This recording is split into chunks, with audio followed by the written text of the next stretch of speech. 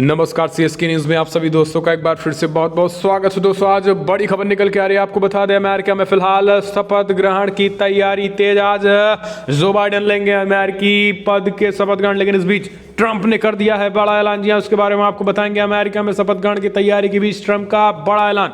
दूसरी बड़ी अपडेट निकल के आ रही है दोस्तों, S-400 मिसाइल सिस्टम इंतजार खत्म, भारतीय सैनिक जा रहे हैं रूस। इसके बारे में भी आपको बताएंगे। और इस बीच तीसरी बड़ी अपडेट निकल के आ रही है, फौजी ऐप अगले सप्ताह होगा लॉन्च। इंस्टॉल करने के लिए जान ले 4 बातें। पांचवी बड़ी खबर निकल के आ रही है, जो बाइडेन सत्ता संभालते ही भारत को बड़ा तोहफा। जी हां, 5 लाख भारतीयों को होने जा रहा है फायदा, ये भी आपको बताएंगे।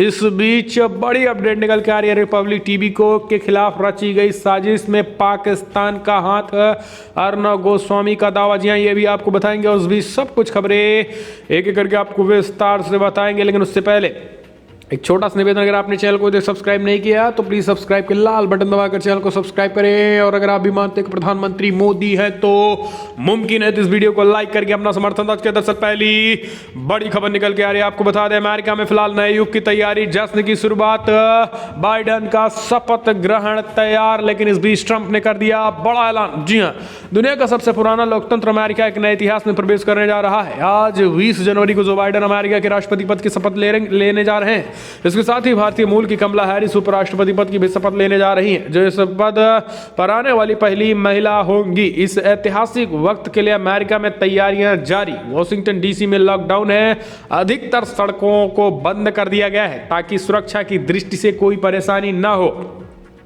लेकिन इस बीच आपको बता दें कि अमेरिकी राष्ट्रपति डोनाल्ड ट्रंप ने ऐलान कर दिया है कि फिलहाल वर्तमान में शपथ लेने के बाद बनने वाले बाइडेन राष्ट्रपति का फिलहाल वो स्वागत नहीं करेंगे। जी हां, आपको बता दें कि जिस तरीके से ओबामा ने ट्रंप का स्वागत बाकायदा किया था, स्वागत की तैयारी की गई थी, उस तरीके का स्वागत ट्रंप नहीं करने वाले हैं। उन्होंने कहा है कि फिलहाल मैं एक खास करके इस तरीके के राष्ट्रपति का स्वागत नहीं करना चाहता हूं जो खास करके वोटों में धांधली करके सत्ता में आ रहे हैं। यानी अभी भी ट्रंप को लग रहा है कि फिलहाल वो अपने दम पर, यानी बाइडेन अपने दम पे नहीं, वोटों के मताधिकार से नहीं बल्कि धांधली करके आ रहे हैं सत्ता में। इसलिए ट्रंप ने ऐलान करते हुए स्पष्ट कर दिया है कि फिलहाल बाइडेन के शपथ ग्रहण समारोह में भी नहीं जाएंगे और ना ही वो खास करके उनको स्वागत की तैयारी कर रहे हैं और ना ही उनका स्वागत करने वाले हैं। तो ये बड़ी अपडेट निकल के आ रही है। इस बीच ट्रंप ने कहा है कि फिलहाल लड़ाई हम आगे भी जारी रहेंगे।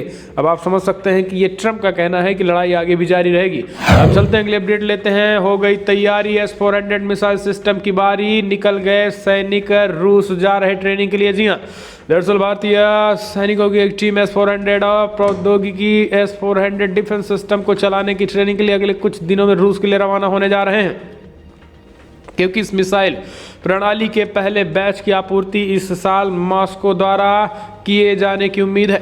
अधिकारियों ने मंगलवार की जानकारी दे दी है। भारत में रूस के राजदूत निकोलो और कुसोदेव ने मंगलवार को रूसी राजदूत में आयोजित कार्यक्रम में कहा है कि फिलहाल S-400 दोनों देशों के बीच सैन्य सहयोग को मजबूत प्रदान करने वाली महत्वाकांक्षी परियोजनाएं हैं। उन्होंने कहा है कि फिलहाल भारत रूस सैन्य और सैन्य प्रौद्योगिकी संबंध निरंतर बढ़ने वाले असाधारण पारस्परिक हितों, सामंजस्य, निरंतरता और पूरकता पर आधारित है।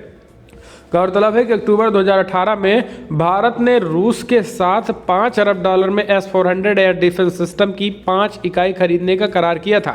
भारत ने ये करार अमेरिकी राष्ट्रपति डोनाल्ड ट्रंप के प्रशासन द्वारा प्रतिबंध लगाने की धमकी के बावजूद किया था। भारत ने इस मिसाइल प्रणाली को खरीदने के लिए वर्ष 2019 में $80 करोड़ की पहली किस्त का भुगतान भी किया था। S-400 रूस की सबसे आधुनिक लंबी दूरी की जमीन से हवा में मार करने वाली मिसाइल रक्षा प्रणाली है। हाल ही में अमेरिका ने रूस से S-400 मिसाइल रक्षा प्रणाली खरीदने के लिए खिलाफ तुर्की पर प्रतिबंध लगाए हैं। हम चलते हैं अपडेट लेते हैं। फौजी ऐप अगले सप्ताह होगा लॉन्च। इंस्टॉल करने के लिए आप पहले जान ले 4 बातें। दरअसल Fauji game launch date, Indian shooting game Fauji अगले सप्ताह रिपब्लिक डे के 26 जनवरी के दिन लॉन्च हो जाएंगे। इस ऐप के एनकॉर गेम्स ने तैयार कर लिया है। इस बारे में पहले ही ऑफिशियल तौर पर जानकारी दी जा चुकी है। आपको बता दें कि इसको लेकर बॉलीवुड अक्षर कुमार ने भी सोशल मीडिया पर पोस्ट किया है। ये गेम PUBG से पहले लॉन्च किया जाएगा। फौजी के लॉन्च से पहले आपको बता दें कि फिलहाल 4 अहम बात आप समझ लें। भारत में पबजी मोबाइल को बीते साल बैन कर दिया गया था, जिसके बाद सितंबर में फौजी ऐप की अनाउंसमेंट की गई थी। ये ऐप मेड इन इंडिया के तहत डेवलप किया गया है। एनकोर गेम्स के संस्थापक विशाल गोंडाल ने द इंडियन एक्सप्रेस के साथ बातचीत के दौरान बताया है कि इस एक्शन गेम की तुलना पबजी मोबाइल के साथ नहीं करनी चाहिए, वो उससे बिल्कुल हटके है। हम चलते हैं, अपडेट लेते हैं। आपको बता दें दोस्तों, फिलहाल बाइडेन सरकार के आगे कई चुनौतियां, इससे निपटना आसान नहीं होगा। कमला हैरिस का बयान। अमेरिका की नवनिर्वाचित उपराष्ट्रपति कमला हैरिस ने सोमवार को माना कि 20 जनवरी को बाइडेन यानी आज कि अमेरिका के 46वें राष्ट्रपति के तौर पर शपथ लेने के बाद सरकार के सामने कई चुनौतियाँ होंगी और उन सब से निपटना आसान भी नहीं होगा। आपको बता दें कि बाइडेन 20 जनवरी को राष्ट्रपति पद की शपथ लेने के बाद व्हाइट हाउस में प्रवेश करेंगे। उनके सामने सबसे बड़ी चुनौती कोविड-19 महामारी के कारण चरमरा रही अर्थव्यवस्था को दुरुस्त करने की होगी। कोरोना वायरस संक्रमण के कारण अमेरिका में 3,98,000 से ज़्यादा लोगों की मौत हो चुकी है और लाखों लोग आर्थिक दिक्कतों का सामना कर रहे हैं। मार्टिन लूथर किंग जूनियर की जयंती पर मनाए जाने वाले डे ऑफ सर्विसेज के मौके पर सोमवार को एनाकोस्टिया में गैर सरकारी संगठन मॉर्थाल टेबल में आयोजित कार्यक्रम में हैरिस ने पत्रकारों से कहा है कि फिलहाल हमें बहुत सारा काम करना है, इन चुनौतियों से निपटना इतना आसान नहीं होगा। हैरिस ने कहा है कि हमने पहले भी चर्चा की है। जो बाइडेन ने टीकाकरण, कामकाजी लोगों और परिवारों को राहत देने के लिए योजना बनाई है। हम चलते हैं, अपडेट लेते हैं दोस्तों। इमरान खान ISI की कठपुतली रिपब्लिक टीवी के खिलाफ रची साजिशों में पाकिस्तान कहाँ था, अर्नब गोस्वामी का बड़ा दावा। रिपब्लिक नेटवर्क के editor in chief Arnab Goswami का कहना है कि रिपब्लिक नेटवर्क के खिलाफ पाकिस्तान की साजिशें सामने आ चुकी हैं। गोस्वामी ने कहा है कि इमरान खान और उनकी सरकार उनके नेटवर्क के खिलाफ बयान दे रहे हैं। अर्नब गोस्वामी ने कहा है कि बालाकोट में भारत द्वारा की गई स्ट्राइक होनी थी और ये सभी जानते हैं। भारत पुलवामा का जवाब पाकिस्तान को देगा, ये हर भारतीयों को उम्मीद थी, लेकिन जिस तरीके से पाकिस्तान रिपब्लिक टीवी के खिलाफ साजिश कर रहा है और वो ठीक नहीं है। चलते अगले अपडेट लेते हैं। कोरोना के खिलाफ लड़ाई में पड़ोसियों की मदद करेगा भारत। बांग्लादेश, नेपाल समेत 5 से ज़्यादा देशों को मुहैया कराई जाएगी वैक्सीन। देश के साथ साथ 2 कोरोना वैक्सीन के आपात इस्तेमाल की मंजूरी देने के बाद प्रधानमंत्री मोदी ने बड़ा ऐलान कर दिया है। आपको बता दें कि फिलहाल 16 जनवरी से शुरू हुए टीकाकरण का अभियान भारत में तेजी के साथ चल रहा है, लेकिन इन सब के तरफ भारत पड़ोसी देशों पर भी ध्यान दिया है। इस बीच पड़ोसी देशों की भी कोविड-19 की वैक्सीन उपलब्ध, वो भी फ्री में करवाया जाएगा। भारत ने अनुदान सहायता के तहत बुधवार से भूटान, मालदीव, बांग्लादेश, नेपाल, म्यांमार और सेशेल्स को कोविड-19 टीका आपूर्ति करने का ऐलान किया है। मंगलवार को विदेश मंत्रालय ने कहा है कि फिलहाल घरेलू जरूरतों को ध्यान में रखते हुए भारत आगामी महीने में चरणबद्ध तरीके से सहयोगी देशों को कोविड-19 का टीका उपलब्ध कराएगा। तो दोस्तों, ये भारत के टीके का दुनिया भर में डंका। हम चलते हैं अगली अपडेट। मुस्लिम युवती ने राम मंदिर के निर्माण में दान, बोली श्री राम हमारे पूर्वज थे। जी हाँ, दरअसल आपको बता दें कि फिलहाल अयोध्या में राम मंदिर निर्माण में लोग खुशी खुशी दान कर रहे हैं। पीएम मोदी के संसदीय क्षेत्र वाराणसी काशी में भी लोग राम मंदिर के निर्माण में दान के लिए सामने आ रहे हैं। और मुस्लिम युवती अल्लाह की छात्रा ने भी राम मंदिर के लिए निर्माण के लिए 11,000 रुपये की राशि चेक के जरिए दान की है। युवती ने कहा है कि फिलहाल हाथ पर श्री राम लिखा हुआ और टैटू भी गुदवाया है। छात्रा इकरा अनवर खान राशि चेक द्वारा अखिल भारतीय संत समिति की इकरा खान का कहना है कि श्री राम उनके पूर्वज हैं और अयोध्या में भव्य राम मंदिर बने, इसमें मैंने अपना थोड़ा सा योगदान दिया है। हम चलते हैं अगले अपडेट लेते हैं दोस्तों। आपको बता दें, इस्लामी आतंकी ममता बनर्जी, योगी के मंत्री का बड़ा बयान, कहा बांग्लादेश के इशारे पर काम कर रही है ममता। जी हाँ, दरअसल यूपी के मंत्री आनंद स्वरूप शुक्ला ने पश्चिम बंगाल के मुख्यमंत्री ममता बनर्जी को इस्लामी आतंकवादी करार दे दिया है। उन्होंने कहा है कि बंगाल विधानसभा चुनाव के बाद बनर्जी बांग्लादेश में शरण लेनी पड़ेगी। यूपी के संसदीय कार्य राज्य मंत्री ने कहा है कि ममता बनर्जी का भारतीयता में कोई विश्वास नहीं है, वह इस्लामी आतंकवादी हैं और उन्होंने पश्चिम बंगाल में हिंदू देवी देवताओं को अपमानित करने और मंदिरों को तोड़ने का कार्य किया है। वह बांग्लादेश के इशारे पर चल रही हैं। उन्होंने कहा है कि पश्चिम बंगाल में होने वाले विधानसभा चुनाव में ममता बनर्जी को बुरी तरीके से पराजय होगी तथा चुनाव के बाद उन्हें बांग्लादेश में शरण लेनी पड़ेगी। शुक्ला ने कहा है कि भारत माता की जय और वंदे मातरम बोलने वाले मुसलमानों का ही भारत में सम्मान होगा। हम चलते हैं देख लेते हैं दोस्तों। हार्वर्ड प्रोफेसर जॉब के नाम पर फिशिंग, पत्रकार निधि राजदान ने दिल्ली पुलिस के साइबर सेल में दर्ज कराई शिकायत। जी हाँ, दिल्ली पुलिस के साइबर सेल के वरिष्ठ टीवी पत्रकार निधि राजदान से मिली एक शिकायत की जाँच करेगी, जिन्होंने कहा है कि फिलहाल वो फिशिंग स्कैम का शिकार हुई हैं, जिसमें उन्हें हार्वर्ड विश्वविद्यालय में एसोसिएट्स प्रोफेसर के पद की फर्जी पेशकश की गई थी।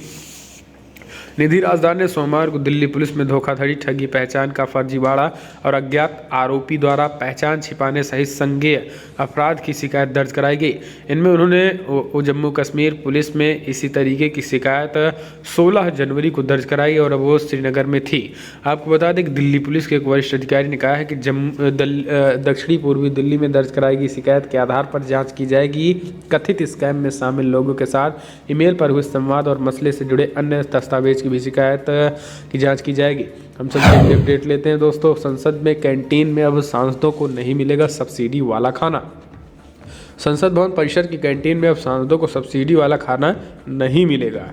लोकसभा स्पीकर ओम बिरला ने मंगलवार को कहा है कि संसद की कैंटीन में सांसदों को भोजन पर दी जाने वाली सब्सिडी पर रोक लगा दी गई है। ओम बिरला ने कहा है कि फिलहाल संसद का बजट सत्र 29 जनवरी से शुरू होगा। संसद सत्र के दौरान राज्यसभा की कार्रवाई सुबह 9 बजे से दोपहर 2 बजे तक चलेगी, जबकि लोकसभा की कार्रवाई शाम 4 बजे से लेकर रात 8 बजे तक चलेगी। इस दौरान शून्यकाल और प्रश्नकाल का आयोजित किया जाएगा। हम चलते हैं अपडेट लेते हैं दोस्तों। आपको बता दें, राम मंदिर की नींव के लिए बनी सहमति अब इस पद्धति से होगा बुनियाद का निर्माण। राम मंदिर निर्माण के लिए गतिविधियां तेज हो गई हैं। पूरे देश में विश्व हिंदू परिषद के कार्यकर्ता आरएसएस के नेतृत्व में ट्रस्ट के आह्वान पर राम मंदिर निर्माण समर्पण निधि अभियान चला रहे हैं। मंदिर निर्माण में हर वर्ग के लोगों से सहयोग लिया जा सकेगा। इसके लिए हर वर्ग के लोगों को जानकारियां भी दी जा रही हैं। राम मंदिर निर्माण के लिए पुरानी पद्धति के तहत नींव में पत्थर डालकर उसके ऊपर मंदिर निर्माण का कार्य शुरू किया जाएगा। इसके लिए राम जन्मभूमि परिसर में नींव की खुदाई का काम शुरू हो गया है।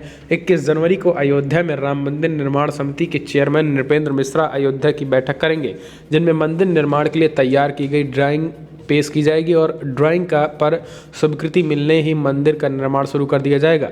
हम चलते हैं अपडेट लेते हैं दोस्तों। आपको बता दें कि फिलहाल तांडव पर यूपी के बाद एमपी में एक्शन। नरोत्तम मिश्र बोले राज्य सरकार दर्ज करेगी केस। जी हाँ, अमेजॉन प्राइम की वेब सीरीज तांडव को लेकर विवाद थमता नजर नहीं आ रहा है। यूपी के बाद अब मध्य प्रदेश में भी वेब सीरीज के निर्माताओं पर केस दर्ज कराया जाएगा। राज्य सरकार में गृह मंत्री नरोत्तम मिश्र ने कहा है कि फिलहाल इस तरीके की वेब सीरीज बनाकर हिंदू धर्म की भावनाओं के साथ खिलवाड़ किया जाएगा। मध्य प्रदेश गृह मंत्री नरोत्तम मिश्र ने OTT पर जारी तांडव में जिस प्रकार से हिंदू धर्म की भावनाओं के साथ खिलवाड़ करने की कोशिश की गई है, विपक्षियों को जवाब देना चाहिए। आखिर किसी दूसरे धर्म के संबंध में फिल्मकार इस की टिप्पणी या फिल्मांकन क्यों नहीं कर रहे हैं। हम चलते हैं अगली अपडेट लेते हैं दोस्तों। आपको बता दें कि पश्चिम बंगाल शुभेंदु अधिकारी की रैली में बवाल है। शुभेंदु अधिकारी ने कहा कि ममता बनर्जी अगर एक्शन नहीं ली तो समूचा जिला बंद करके जाम लगाएंगे बीजेपी वाले। जी हाँ, आपको बता दें कि बंगाल में बीजेपी कार्यकर्ताओं पर बढ़ते हमले और सीएम ममता बनर्जी के बयानों से सियासी तकरार बढ़ती जा रही है।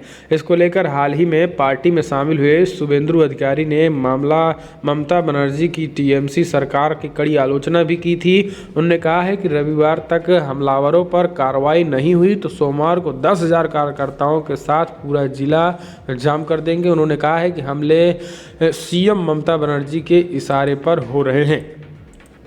तो दोस्तों फिलहाल बड़ी खबर में इतना है, लेकिन अगर आपको वीडियो पसंद आया तो लाइक करें, शेयर करें, कमेंट के माध्यम से आप अपनी राय देना ना भूलें। तो दोस्तों आज इस वीडियो में इतना ही। जय हिंद, वंदे मातरम।